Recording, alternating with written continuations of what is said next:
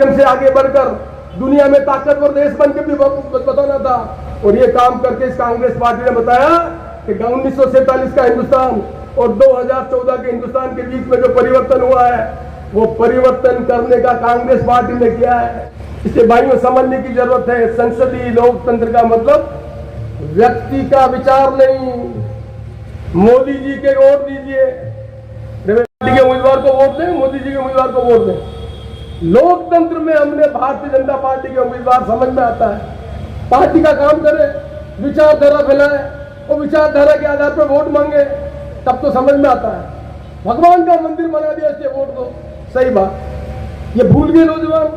आजादी के बाद सोमनाथ का मंदिर बना। सोमनाथ के मंदिर का पुनर्द्वार किसने कराया था? कोर्ट का फैसला नहीं था। राजेंद्र प्रसाद जी राष्ट्रपति, पंडित जवाहरलाल नेहरू, सरदार पटेल, और उन्होंने सोमनाथ का मंदिर बनाया जिससे लोग कह सके आस्था का प्रतीक है। तो कांग्रेस पार्टी ने बिना कोर्ट के फैसला बनाया सोमनाथ मंदिर का।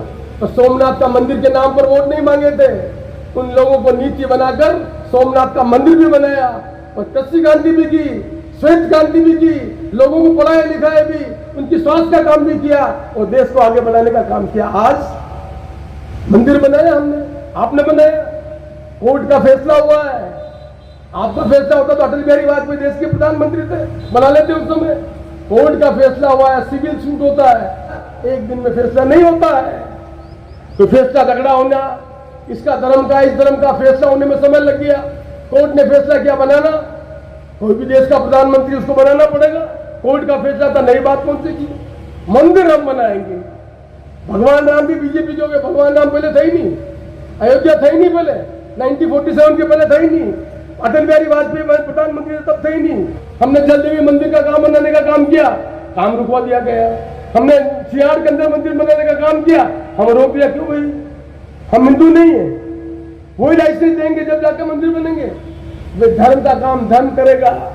नीति बनाकर देश का निर्माण करने का काम लोगों को याद दिलाना पड़ेगा। 2014 में किस बात के वोट मांगे थे?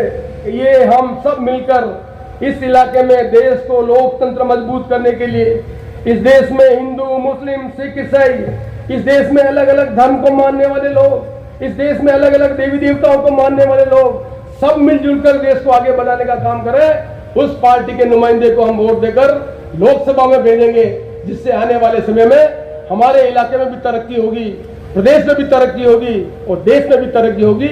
इसका वोट मांगने की अपील करने के लिए आपके बीच में है। मैं आशा करता हूं कि आप मेरी भावना को समझेंगे। और एक बात पुनः दोनों हाथ खड़ा करके, दामोदर जी को वोट सीपी जोशी हो या नहीं हो, लेकिन हमारे इलाके में वोट देकर हम कांग्रेस को जिताएंगे।